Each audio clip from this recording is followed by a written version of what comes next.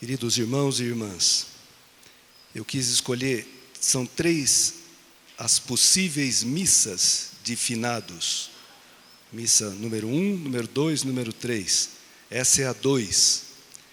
E quis escolher esse evangelho porque ele está muito ligado com o evangelho desse domingo passado, onde Jesus falava do mandamento principal, o amor a Deus, todo o coração, com toda a alma, com todas as forças, e o amor ao próximo como a si mesmo. Aqui aparece, o critério do julgamento será o amor, a caridade.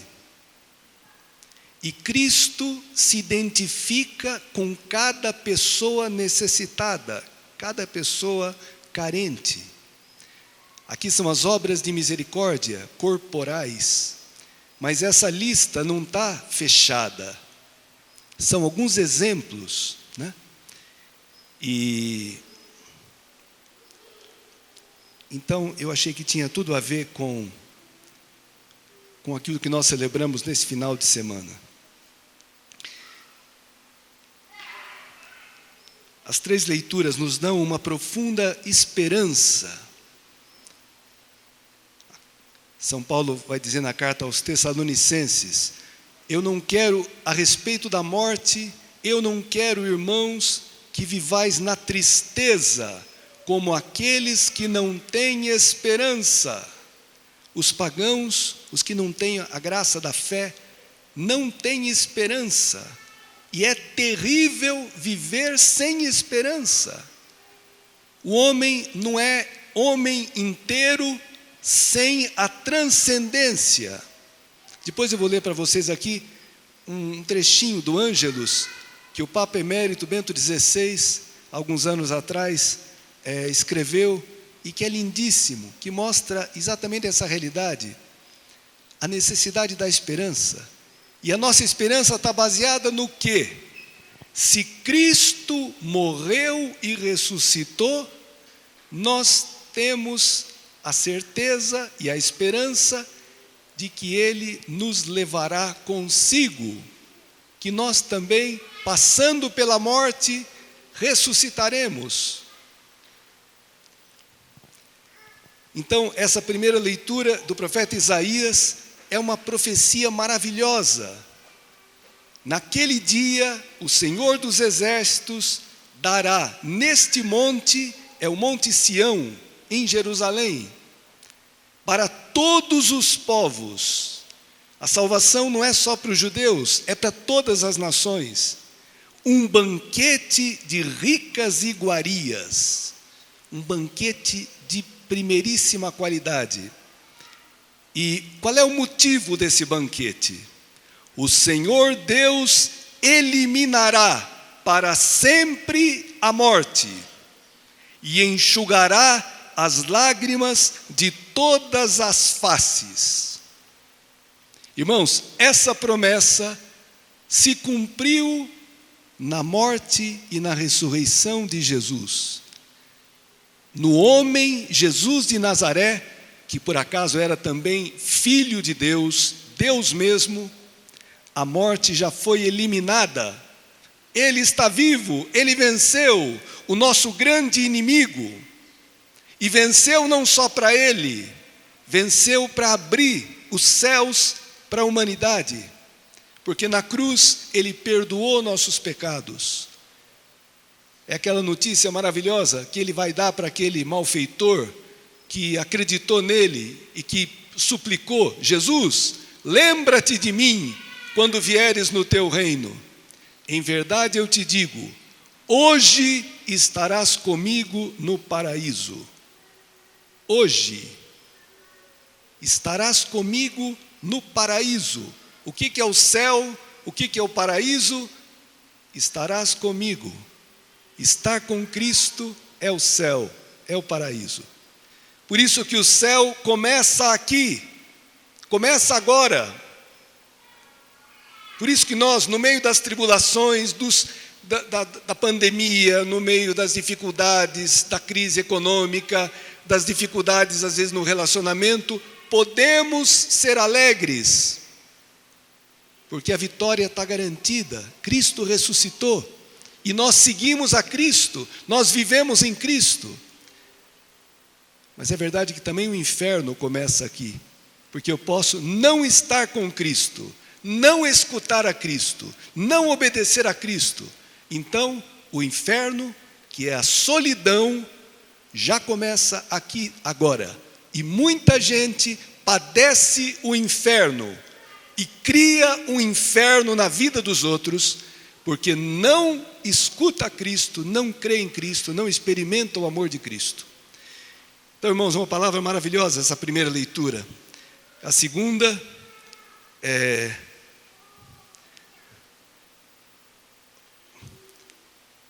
todos os que são conduzidos pelo Espírito de Deus são filhos de Deus. A nossa esperança não decepciona, vai dizer Paulo na carta aos Romanos, porque o Espírito, o amor de Deus foi derramado nos nossos corações pelo Espírito Santo que nos foi dado. E aqui fala, de fato, vós não recebestes um espírito de escravos para recairdes no medo, mas recebestes um espírito de filhos adotivos, no qual todos nós clamamos, Abá, ó Pai. Abá é a palavra aramaica que uma criança pequena, é a primeira palavra que uma criança aprende a falar, papai, paizinho. Abá é papai, Imá, com 2 M's, é mamãe, mãezinha. O cristão chama a Deus de papai, com a mesma familiaridade de Cristo. E se somos filhos, somos também herdeiros, herdeiros de Deus e cordeiros de Cristo. Irmãos, quem é mais rico do que um cristão? Me diga. Eu preciso invejar algum milionário? Eu preciso invejar quem ganha na loteria? Que coitado de quem ganha na loteria. E depois tem que fugir dos outros e tem que construir um muro de 5 metros para não ser sequestrado. Não quero ficar rico de jeito nenhum. Eu sou rico porque fui batizado, porque sou herdeiro do céu, da vida eterna, do Pai. Que riqueza que eu posso querer mais do que essa? Herdeiros de Deus e cordeiros de Cristo, se realmente sofremos com Ele, para também com Ele sermos glorificados. Opa, aqui está uma coisa. Estou disposto a sofrer com Cristo, para ser glorificado com Cristo. Lembra? Senhor, concede para nós um lugar à tua direita, outro à tua esquerda, na tua glória. Opa, vocês podem ser batizados com o batismo que eu vou ser batizado, podem beber do cálice que eu vou. Antes da glória tem a paixão, antes da ressurreição tem a cruz. Estou disposto a entrar na cruz cada dia com Cristo. Se eu estou disposto, o Senhor me dá a sua graça e eu posso entrar, porque a morte já foi vencida. Tá bom, irmãos, uma leitura linda que fala das dores do parto. A criação está como gemendo as dores do parto, esperando a revelação dos filhos de Deus. Eu falei aqui do Papa Emérito, Bento XVI, eu fiquei impressionado hoje cedo lendo uma homilia dele, esse Ângelus, que ele fala que hoje é um dia em que nós renovamos, rezando, visitando o cemitério, rezando pelos nossos entes queridos, falecidos, nós renovamos a fé na vida eterna. E não só na vida eterna, que nós renovamos também o artigo do credo que fala, creio na comunhão dos santos. Comunhão dos santos não é só a comunhão dos santos lá no céu, é comunhão nossa. Nós fomos santificados pelo batismo e pela Eucaristia. E existe uma comunhão entre nós que estamos aqui na luta e os nossos irmãos que já partiram. Nós podemos ajudá-los com as nossas preces. e eles podem também interceder por nós com as suas preces. E hoje nós vivenciamos esse artigo, creio na comunhão dos santos. A igreja sempre acreditou no valor da missa, em sufrágio pelos irmãos falecidos. Por isso hoje rezamos nessa missa por todos os nossos irmãos e irmãs, pais, mães, parentes, amigos, irmãos, filhos falecidos. Rezamos por todos. O Papa, nessa homilia, ele fala: por que temos medo da morte? Uma boa pergunta, né? Por que todos nós tememos a morte? E ele fala: em primeiro lugar, nós temos medo do nada, do desconhecido. Ninguém voltou para contar, a não ser Cristo, né? Mas a gente tem medo do desconhecido. Na morte ninguém nos acompanha, e a gente não leva nada do que a gente conseguiu, angariou ou usou aqui na terra. Nu viemos a esse mundo e nu deixaremos esse mundo. Alguém vai pôr uma roupinha na gente para nos enterrar com dignidade, mas a gente não vai levar nada. Então, primeiro motivo, temos medo do nada e do desconhecido. Segundo motivo, porque há uma percepção, aquilo que fala o Evangelho de hoje, de que existe um juízo, que eu vou ter que prestar contas do que eu fiz da minha vida. Se eu vivi para amar, se eu amei alguém, se eu beneficiei alguém, se eu fui importante para alguém, ou se eu vivi para mim mesmo e só busquei os meus interesses e me lasquei com o sofrimento dos outros. Então, esses são dois motivos que nos trazem um temor, né, da morte. Mas diz o Papa, a solenidade dos fiéis defuntos dizem-nos que somente quem pode reconhecer uma grande esperança na morte pode levar também uma vida a partir da esperança. Se nós reduzirmos o homem exclusivamente à sua dimensão horizontal, àquilo que se pode sentir de forma empírica, a própria vida perde o seu sentido profundo. O homem tem necessidade de eternidade, e para ele qualquer outra esperança é demasiado breve e demasiado limitada. Olha essa afirmação agora. O homem só é explicável se existir um amor, com A maiúsculo, que supere todo o isolamento, também o da morte, numa totalidade que transcenda até o espaço e o tempo. O homem só é explicável se só encontra o seu sentido mais profundo se Deus existe. Tira Deus da existência e a vida vira um absurdo. E nós sabemos que Deus saiu do seu afastamento e fez-se próximo, entrou na nossa vida e diz-nos: eu sou a ressurreição e a vida. Quem crê em mim, ainda que esteja morto, viverá. E todo aquele que vive e crê em mim, jamais morrerá. Irmãos, o mês que vem, dezembro, nós celebramos o Natal. E o Natal é exatamente esse mistério da encarnação. Deus imortal que se faz homem, criança, mortal.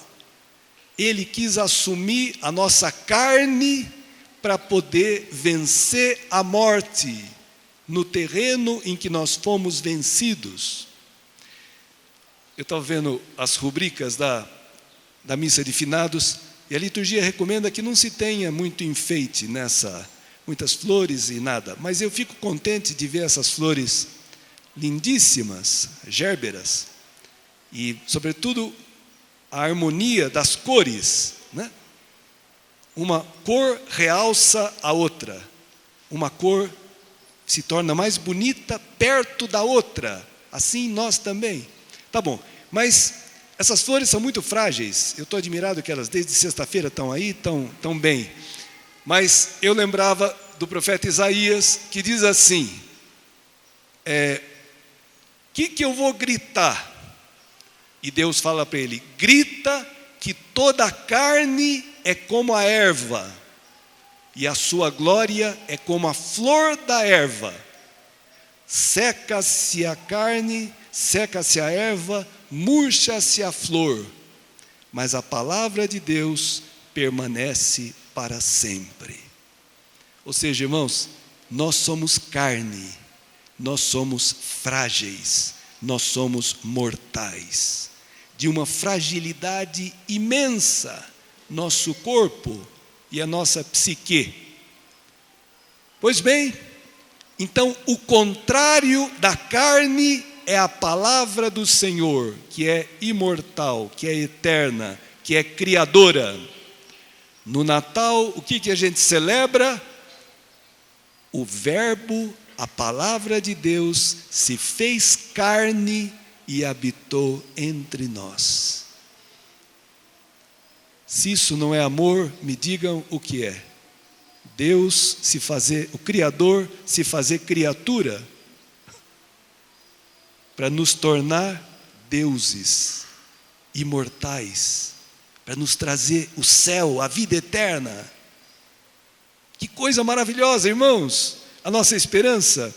Então, o Papa ainda completa, pensemos por um momento na cena do Calvário e voltemos a ouvir as palavras de Jesus do alto da cruz, que do alto da cruz dirige ao malfeitor crucificado à sua direita.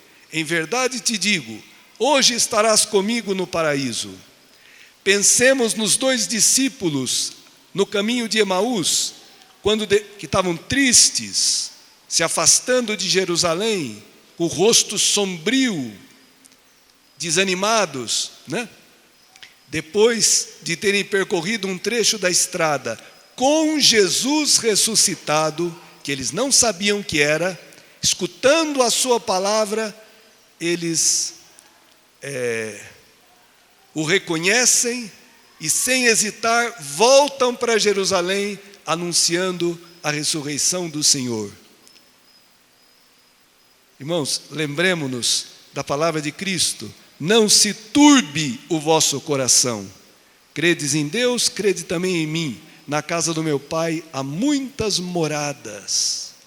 Há espaço no coração de Deus para todos aqueles que Ele ama. Nós amamos por tão poucos anos nossos pais e nossos irmãos e queremos tão bem a eles e temos saudade. Imaginem Deus que nos pensou em nós desde a eternidade e que não nos esquecerá, irmãos. Tem uma profecia de Isaías que fala: olha-me, na palma de minhas mãos te levo tatuada. Hoje tem a mania de se fazer tatuagem. Pois bem, o Senhor tatuou você na sua carne para não te esquecer, para que você nunca se sinta sozinho, abandonado, perdido, para que possamos, esse salmo que nós cantamos, maravilhoso, o Senhor é o pastor que me conduz, não me falta coisa alguma, e ainda que eu vá pelo vale tenebroso da morte, nenhum mal temerei, porque tu vais comigo. Nas catacumbas em Roma e espalhadas pelo mundo, tem muitas outras, mas em Roma tem bastante. Uma das figuras mais pintadas nas paredes, a figura mais querida dos primeiros cristãos que pintavam nos cemitérios, né? A catacumba era um cemitério debaixo da terra. Era a figura do bom pastor, com uma ovelha sobre os ombros, simbolizando a alma daquele irmão cristão, que Cristo, bom pastor, leva para o céu. Os cristãos tinham essa certeza e deixaram nas pinturas a sua fé. Irmãos, e como isso nos consola? Não estamos sozinhos. O Senhor não nos abandona e nos preparou para nós esse banquete aqui de finas iguarias. Sabe qual é a fina iguaria?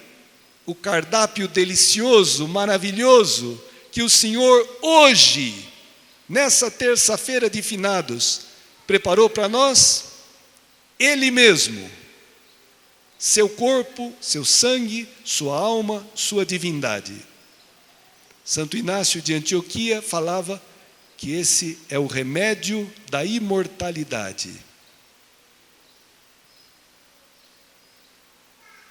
Por isso, irmãos, unamo-nos a Cristo, unamo-nos uns aos outros, guardemos essa palavra maravilhosa do Evangelho.